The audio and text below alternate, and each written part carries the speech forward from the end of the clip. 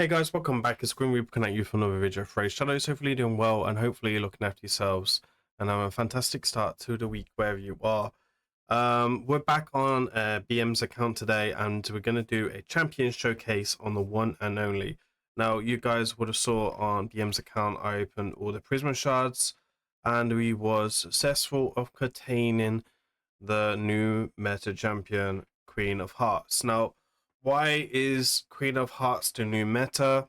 Well, it's basically all about the passive ability, which is really helping her to counter this meta. It's like a buff version of Sonic Set with her kits. Now, it is pretty insane. It's much stronger than a Sonic Set passive, and it's super useful. So every time there is 10 buffs on an enemy team, this grants extra turn.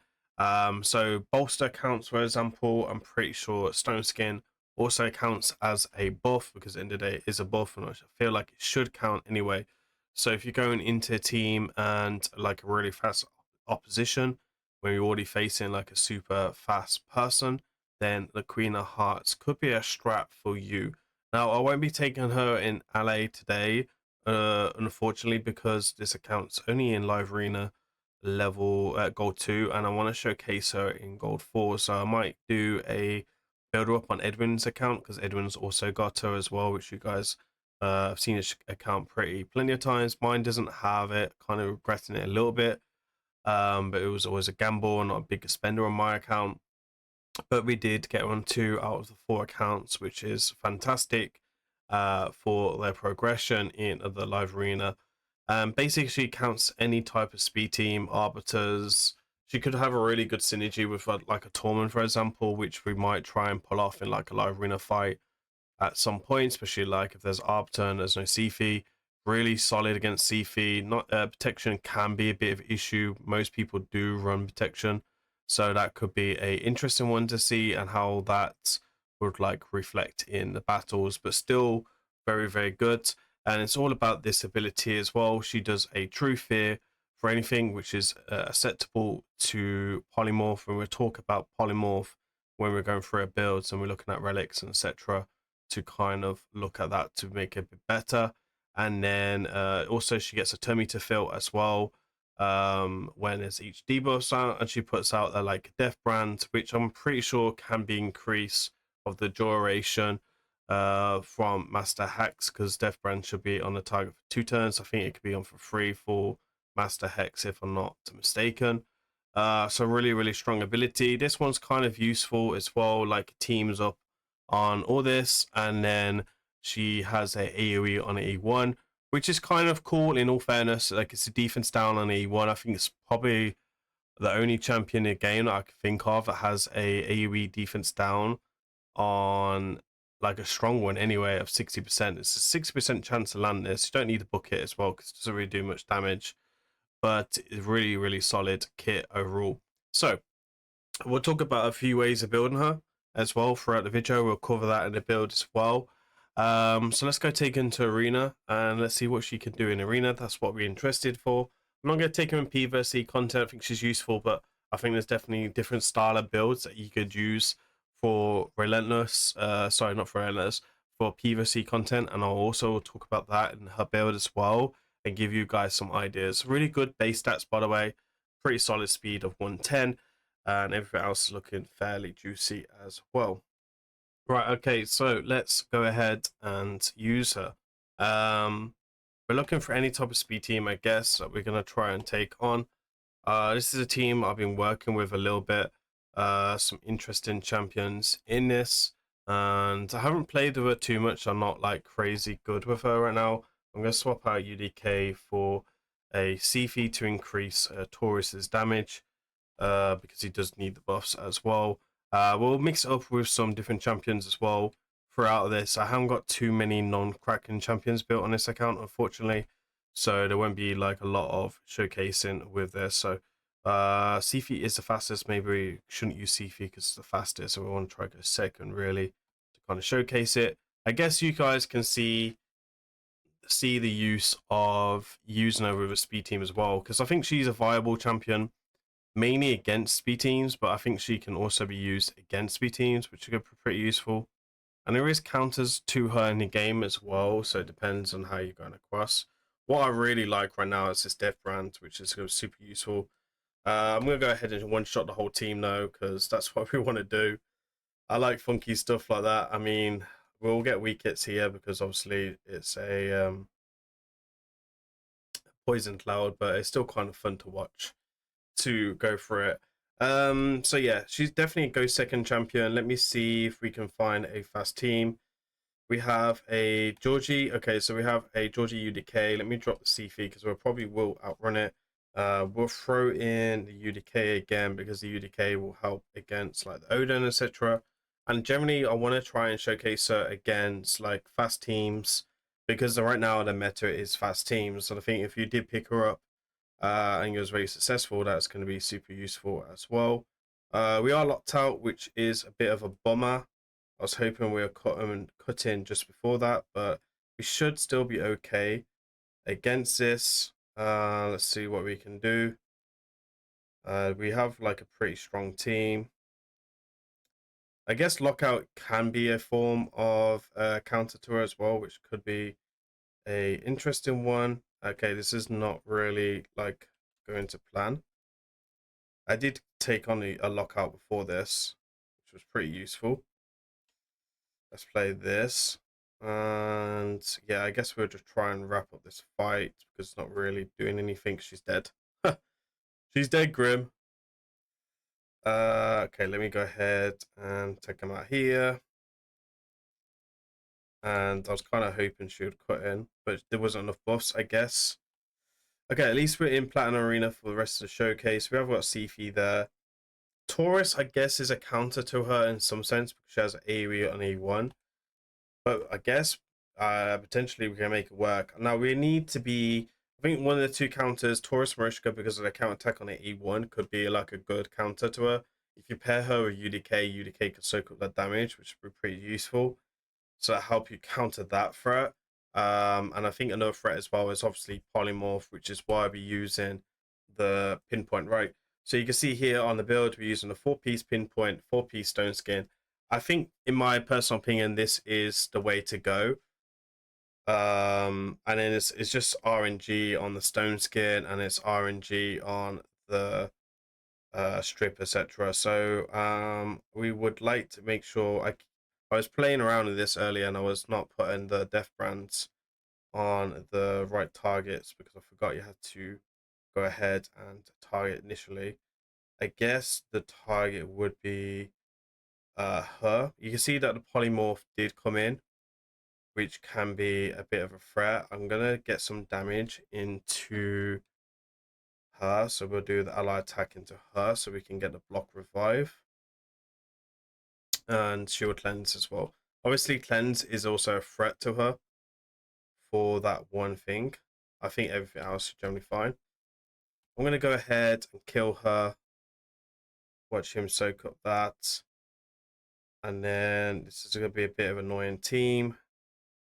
And you can see that the UDK there is doing its job, which is great. We go ahead and one-shot his Taurus. Let me go ahead and try and take out Mariska again. And we'll put some buffs up so we got more damage for Taurus. Try and get the AoE out. Which, you know, AoE defense down, can't really complain. Boom. There is the Queen Eva in showcase there. So again, anything with like really solid buffs on, like a lot of buffs, could be a interesting one. So let's go ahead and take her on. Catrixia could be a bit of a threat, so yeah, let's try. Let's see how it works against Necroids. Marius also does like 2 buffs on his A2, which would give like a total of 8 buffs. So we could also cut in there as well. Okay, so because she's the fastest and there's no speed between her, it kind of just screws up team. So she doesn't really make sense in this team. but it could work in others. So you're definitely looking for the speed champions, right? So we just need to do better looking for that. I'm just going to exit this fight because it's not a great team to showcase this. We'll find a better team. We need speed teams, which is the way to go. So okay, so we have a Shuzan. She's a great counter to Shuzan because of it instant turns. And she can actually cut in on the instant turn. I don't know if that's a bug or not, because instant turn should be, I feel like instant turn should go before it, to be honest. So we can go ahead. You can see there that is, I'm actually going to ask in a content creator if he's meant to cut in between it. So I feel like it's a bit susty. And we all know Player like to release champions with bugs. I mean, Noel, Odin, good examples there. We'll do the ally attack into Nishak because obviously we want to try and get a block revive off, and then we can go ahead and finish it here. Then I think we'll try again. We got Tool from SP to a big account. We have a lockout here. So I guess because we've got 2 speed champions, we can go ahead and do that. I'm going to go ahead after this fight, check some builds out and see if there's a bit more of a free, a bit more of a team that is not a problem. This is what the problem is though, like got block buffs everywhere and doesn't really do anything for the account. So I guess when it's something like that, against like a team like this, you're going to go for the biggest threat, which would be probably the Catrixia, right? So you'd want to try and kill the Catrixia if you got like a strong A1 ability, which unfortunately we don't here. UDK, sorry, not UDK, Georgie's just going to come in and do his stuff. So the protection, I guess the protection really did its job. And that's going to be a factor. I don't know if this is a 9-piece protection. They generally could. I know there's a lot of people that run 9-piece protection. And I think this is where the gamble is, right? Because the gamble is where you would get this right or not. So we will go ahead and come in and we'll break in anyway, so we still win. So she still helps disrupt the team a lot, which is going to be really, really useful. So let me go ahead and check out some builds and see if we can kind of put a team together that's a bit more accessible from the teams, because I don't really have like a lot of champions built out and the gear is a bit limited to use over champions. Let me go ahead and have a look what we can do. Okay, so we are back with this solo team. We're going to use the Armants in the lead. We're going to use a UDK, I guess, because he's a free champion. And then we have Queen to come in because we're showcasing her. And then Marius as like the DPS. Marius is the only free-to-play DPS I can kind of conjure up right now to use. Honestly, it's not the most ideal team for something like this, and it's not the best team because like the UDK doesn't really fit so much. But it will help the CP sleep a little bit. So we'll go ahead and do that. Oh, we are faster. That is very disappointing. I guess let's sheep the UDK. Okay, we get resisted. That's fine. Oh, even Eva is faster. Okay, that is a interesting one. So I guess we'll do ally attack into her to protect us a little bit. And see what we can do here. We got CP there. There's no protection. We will cut in. There is a protection. There is a little bit. I think it's a 5-piece protection or something like that. Should have put. See, this is what I said in the video earlier. I need to practice with a death brand because I should have really put a death brand on the Marishka. If I'm being honest, that's the way we should have done it. So anyway, we're gonna get the kill there on Marishka, which is gonna be useful. Then we have Armand to help with the control. We are using a relic with Eva as well. Sorry, not Eva, with Queen to help with that. And then we're going to bring the defense down, which is going to be super nice. He will come in with the shields. So yeah, we've got a relic to help us with the turn meter as well.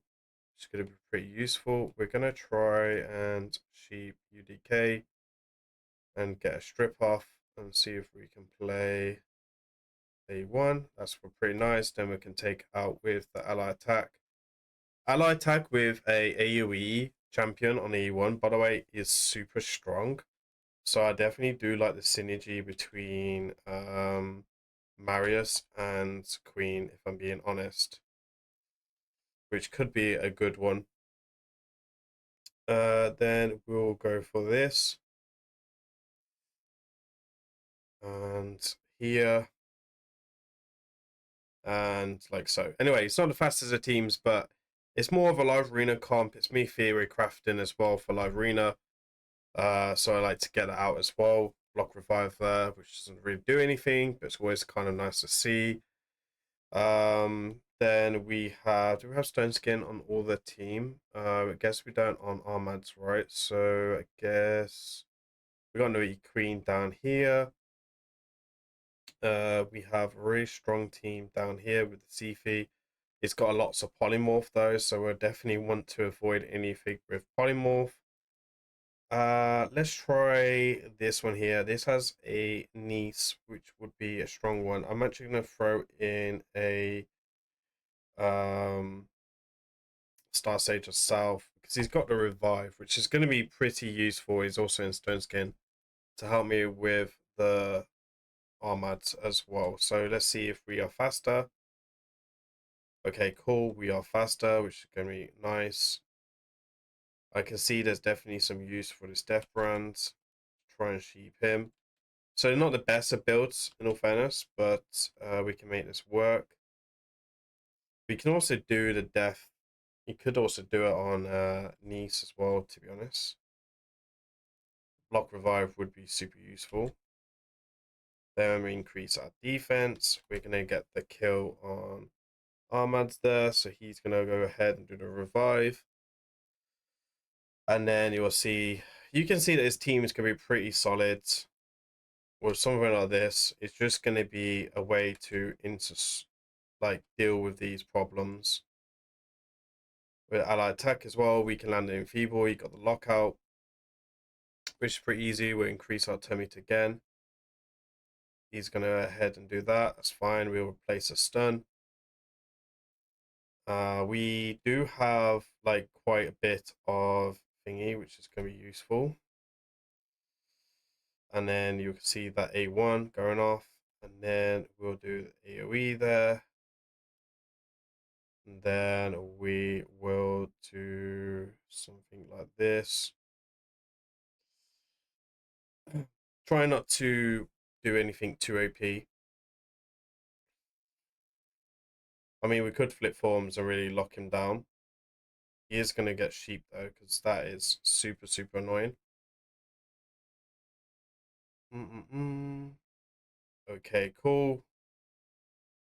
We have the increased defense already, so we'll keep it. And it goes down like so. Very, very, very useful. Really, really strong. So let's go take a look at the builds and see what everything else is going on as well.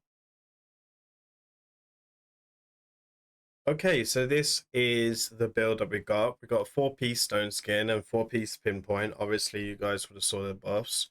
These are the stats, so reasonable HP and defense. We're mainly focusing on the speed and accuracy. Now, if you're struggling to get similar stats, like you do need to be quite fast because you want a passive to kick in like quite quickly. So that's definitely something you could look at. I think like minimum speed really 300, minimum accuracy 500. You could then beef up the HP and defense if you wanted to. Definitely not a bad idea, especially if you want it for more like go second teams. I kind of want it for the mix of speed teams, but also to have that flexibility for that. So I just want to where it's like a wild card, I guess, on this account for live arena. Someone that can really mix it up with kind of like both style of teams really. So let's have a look at our stuff. We have HP banner. Again, you could go with accuracy as well, depending on what the optimizer picks out. You should always be using optimizer. Defense or HP here, but mainly looking for accuracy substat. And then we're looking for defense or HP with defense or HP substats on the ring. We've got no oil right now, so it is what it is. We have speed substat with speed with accuracy substat. Ideally, we're getting some defense and HP substats as well as like a bonus. Speed ascension all day long. Accuracy chest with accuracy substat. Accuracy chest with speed substat with survivability substat as well, like HP and defense with accuracy ascension all day long. And then survivability gloves ideally here, but can be flat if your gear is a bit limited to try and get the two stats. We've got a defense and HP here. We're also looking for speed substat as the main substat, and then obviously for essentially you want defense or HP as well. Accuracy is the bonus, and then HP or defense, depending on what the main stat is on glove, is the bonus. Then we have the speed and accuracy as the main two substats here, and then again HP and defense is the bonus along the top. And as well, you want defense and HP ascension as well. Then for the gems, for the relic, I just went in with moderate death bow because we had one sitting around. What this will do is this will give her a 40% turn me to boost if she lands to True Fear, which is going to be super nice and goes with her kit really well because of that option to be able to cut in from the passive ability. You don't need to upgrade this all the way, but I'd say in the future you're definitely going to benefit for extra defense and HP as well. So you can get some fairly good gemstones as well from this, and it's only rare. The upgraded ones would be one is submissive. I think one submissive has the best one, or hand of creation. They're like the two legendary ones. You could also, if you can get the mythical one of the extra turn, that could be really, really strong as well. I think this could also be like a good wild card as well to kind of put on her, which I might change up for live arena potentially. Being able to not get like a fatal hit, but then she gets like a turn anyway from her passive ability. That could be a good way to counter the turn meter drop on this to try and get the full beneficial from that. So again, that could be a good one. It's just sitting around doing nothing right now. I think we've got two OS, one on Rhodas and one on someone else, which is another option. I think there's definitely a few options that you could definitely put on that. So for the gemstone right now, we're using a rare one. This wearer will gain 3% turn meter whenever an enemy loses 25% or more HP, cannot gain more than 20% turn meter in a single turn. Really solid gemstone as well, and again it is a rare. There's definitely some better options that you could definitely toss up there, which you guys will need to figure out for yourselves. For the blessing, I think because of mainly goes second, I think polymorph is probably the most ideal blessing. You could also run lightning cage to protect the stone skin and pinpoint as well. That could be really, really solid. So I think them two are definitely the best ones there. And Tim Presence doesn't really stand out to me for this team because it's not, she's a counter to speed, so it doesn't really make sense, but you could definitely still use in a speed comp as well, especially if you feel like the fasting you could be a interesting one. Template chains, I think for me is a bit useless because of the passive ability. So that's definitely something there. I actually really like the idea of using Life Harvest as well. That could be like Funky or Soul Reap as well because of the AoE on AE1. That could be useful and something a bit different as well, especially against champions like Nice and etc. Could be an interesting one, but I think Polymorph or Lightning Cage is the way to go there as the main ones. Obviously, we don't have one at the moment.